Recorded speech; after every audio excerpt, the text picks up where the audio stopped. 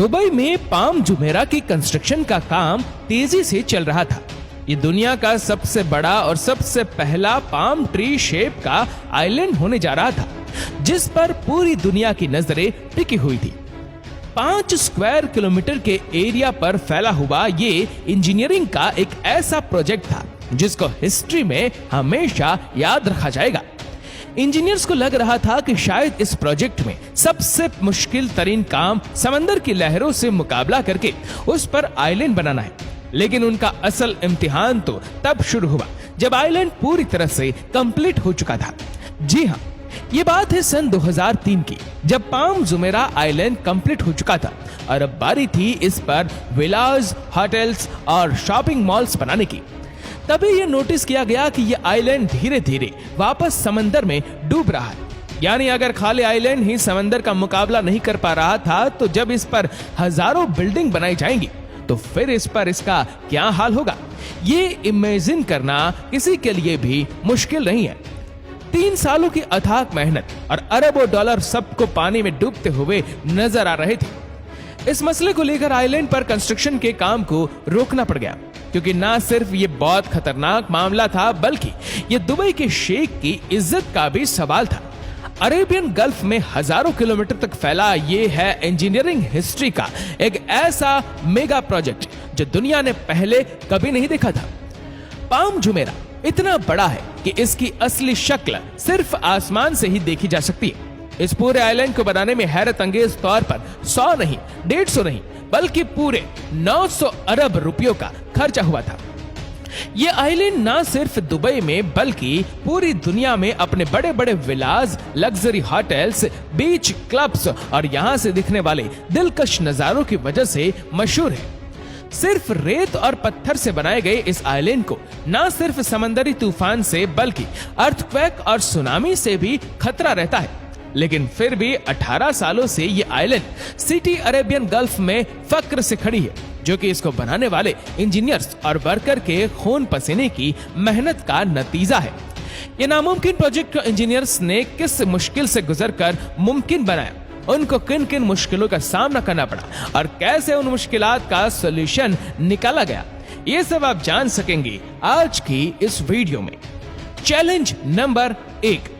ये बात है सन 2001 की, जब दुबई पहले ही बुर्ज अल अरब बनाकर वेस्टर्न टूरिज्म अपनी तरफ अट्रैक्ट कर बैठा था। दुबई के बीचेस काफी ज्यादा फेमस होने लगे थे और बात यहां तक पहुंच चुकी थी कि अब दुबई के पास बीचेस की जगह कम पड़ने लगी थी। दुबई की कोस्ट लाइन जो सिर्फ 75 किलोमीटर में फैली हुई थी, उसको अब बढ़ाने का वक्त आ चुका था। उस वक्त के क्राउन प्रिंस शेख मोहम्मद बिन रशीद अल मक्तूम दुबई के समंदर में एक ऐसा आइलैंड बनाना चाहते थे जिससे दुबई को बीचेस के लिए एक्स्ट्रा कोस्ट लाइन मिल सकेगी।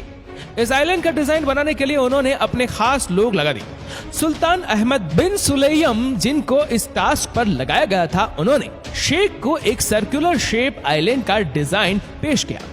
इस सर्कुलर शेप आइलैंड से दुबई को 7 किलोमीटर की एक्स्ट्रा कोस्ट लाइन मिल रही थी, लेकिन ये काफी नहीं थी।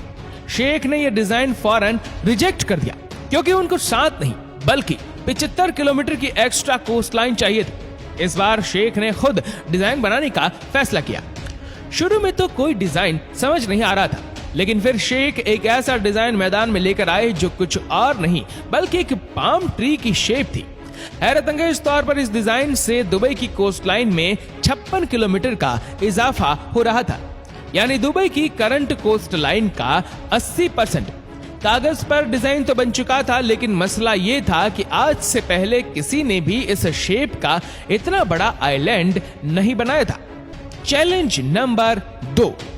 चैलेंज सिर्फ ये नहीं था कि सिर्फ ये पाम ट्री शेप का आइलैंड बनाना है, बल्कि यहाँ एक पूरे सिटी को भी बनाना था, जिसमें लग्जरी विलास, शॉपिंग मॉल्स, होटल्स और रेस्टोरेंट बनाए जाएंगे।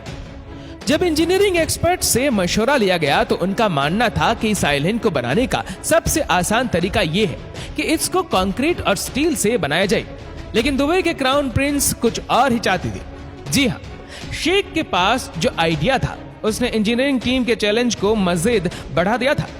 वह चाहते थे कि आइलैंड को पूरी तरह से नेचुरल मटेरियल से बनाया जाए, यानी ये आइलैंड रेत और पत्थरों से बनाया जाना था।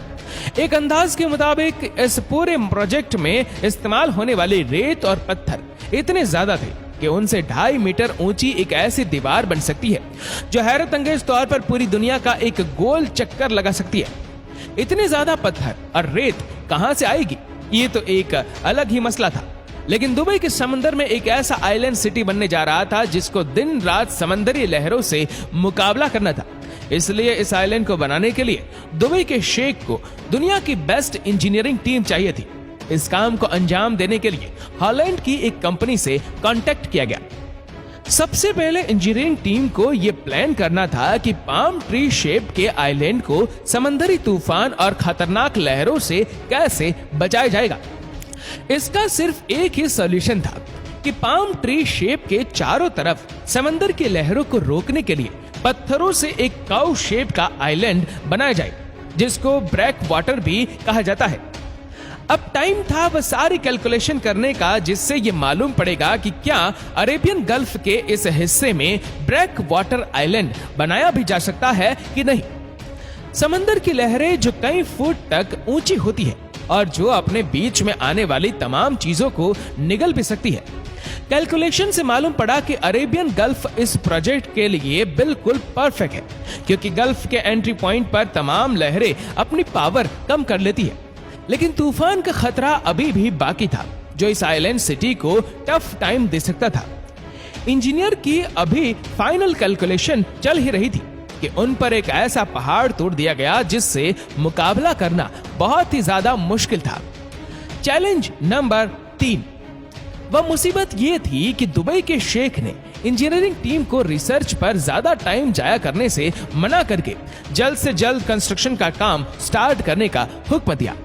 नॉर्मली इस किस्म के मेगा प्रोजेक्ट को बनाने में 15 साल लगते, लेकिन शेख ने इस पूरे आइलैंड और इस पर बनाई जाने वाली सिटी के लिए सिर्फ और सिर्फ 5 साल रखे थे। ये टारगेट मिलते ही इंजीनियरिंग टीम को तो जैसे हवा ही निकल गई थी। एक तरफ इनकी रिसर्च कंप्लीट नहीं हुई थी और दूसरी तरफ उनको ये पूरा प्रोजेक्ट सिर्फ 5 सालों में कंप्लीट करना था, जिसमें 2.5 साल आइलैंड बनाने के थे और बाकी के 2.5 साल आइलैंड पर बिल्डिंग्स बनाने के। बगैर टाइम जाया किए 2001 में आइलैंड की आउटर वॉल यानी ब्रेक वाटर की कंस्ट्रक्शन का काम स्टार्ट कर दिया गया, ये जानते हुए कि फाइनल कैलकुलेशंस करना बाकी था और एक छोटी सी भी गलती एक बहुत बड़ी आफत को दावत दे सकती है।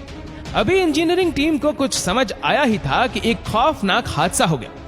सितंबर 2001 में 9/11 के दिन एक हादसा हुआ और जिसकी वजह से पूरी दुनिया को तो जैसे सांप ही सूंघ गया था। लोगों ने डर के मारे ट्रेवल करना ही छोड़ दिया था, खास तौर पे वेकेशन के लिए, और इसमें सबसे ज्यादा नुकसान दुबई का हो रहा था। महीनों की रिसर्च और अभी तक जो लाखों डॉलर इस पर खर्च हो चुके थे उसका कोई फ्यूचर नजर नहीं आ रहा था। इस प्रोजेक्ट पर काम करने वाले 1200 फॉरेन इंजीनियर को दुबई में खतरा होने लगा और उन्होंने वापस हॉलैंड रवाना होने का प्लान बना लिया। लेकिन दुबई के शेख ने उनको सिक्योरिटी का यकीन दिलाया और प्रोजेक्ट को दोबारा कंटिन्यू करने का हुक्म दिया। Challenge number 4। नवंबर 2001 में एक बार फिर से आइलैंड की आउट वॉल का काम स्टार्ट कर दिया गया, लेकिन मसला यह था कि पाम जुमेरा के ट्री शेप को बचाने के लिए पहले आउटर आइलैंड यानी ब्रेक वाटर को बनाना जरूरी था। इस पूरे प्रोजेक्ट के 2 अलग अलग हिस्से थे। एक तो था इसका ये पाम ट्री शेप जिसको टोटली रेत से बनाना था। रेत से बनने वाले इस पाम ट्री आइलैंड को समंदर की लहरें नुकसान ना पहुंचाए, इसी वजह से इसको चारों तरफ से एक आउटर आइलैंड प्रोटेक्ट करेगा। और ये आउटर आइलैंड सिर्फ रेत नहीं बल्कि ये हैवी पत्थरों से बनाया जाएगा। लेकिन इतने सारे पत्थर आखिर आए कहां से? इस आउटर आइलैंड के लिए 5.5 मिलियन क्यूबिक मीटर पत्थर चाहिए थे। ये इतने पत्थर थे जिनसे 2 इजिप्ट के पिरामिड बनाए जा सकते हैं। दुबई जहां सिर्फ रेगिस्तान और पानी पाया जाता है, यहां से इतने सारे पत्थर अरेंज करना किसी भी सूरत में मुमकिन नहीं था। इसी वजह से टीम को यूनाइटेड अरब एमिरेट्स की 16 अलग अलग लोकेशंस पर पहाड़ों से पत्थर निकालने का टास्क दिया गया। पहाड़ों को दिन रात डायनामाइट से ब्लास्ट करके पत्थरों के बड़े बड़े पीसेस निकाले जाते थे। एक एक पत्थर 6 टन से भी ज्यादा वजनी, और ऐसे लाखों पत्थर निकाल कर दुबई के साहिल तक ट्रांसपोर्ट किए जाते थे। और यहाँ से आगे आइलैंड साइड तक इन पत्थरों का सफर बड़ी बड़ी शिफ्ट में होता था। हैरत अंगेज तौर पर सिर्फ एक दिन में 40,000 टन पत्थर आइलैंड साइड तक पहुंचाए जाते थे। ये टोटल 217 बोइंग 747 जहाज के वजन के बराबर बनता है। दिन गुजरते गए और आउटर आइलैंड आहिस्ता आहिस्ता अपनी शक्ल दिखाने लगा, लेकिन क्या ये इतना मजबूत था भी कि नहीं? जिन पत्थरों को समंदर में डालकर यह आउटर आइलैंड बनाया जा रहा था, उनमें से अगर एक भी पत्थर सही पोजीशन में नहीं रखा गया तो आइलैंड किसी भी वक्त तबाही का निशाना बन सकता है। ये चेक करने के लिए डाइवर्स 30 मीटर पानी के नीचे जाते थे और हर एक पत्थर की पोजीशन चेक करके बाहर बैठी टीम को ओके का सिग्नल देती थी। पाम जुमेरा का ट्री, जिसको सिर्फ रेत से बनाया जाना था, इस आइलैंड में लगने वाली रेत का वजन 13 लाख टन से भी ज्यादा था। यहाँ वह रेत इस्तेमाल नहीं हो सकती थी जो दुबई के रेगिस्तान में पाई जाती है। तो आखिर इंजीनियरिंग टीम ने इतनी सारी रेत का बंदोबस्त कहां से किया? और जब आइलैंड पूरी तरह से कंप्लीट होने के बाद वापस समंदर में डूबने लगा, तो आखिर इस मुसीबत से निकलने के लिए इंजीनियर्स को किस हद तक जाना पड़ा, ये सब आप जान सकेंगे इस वीडियो के पार्ट नंबर 2 में। उम्मीद करते हैं कि वीडियो आपको पसंद आई होगी।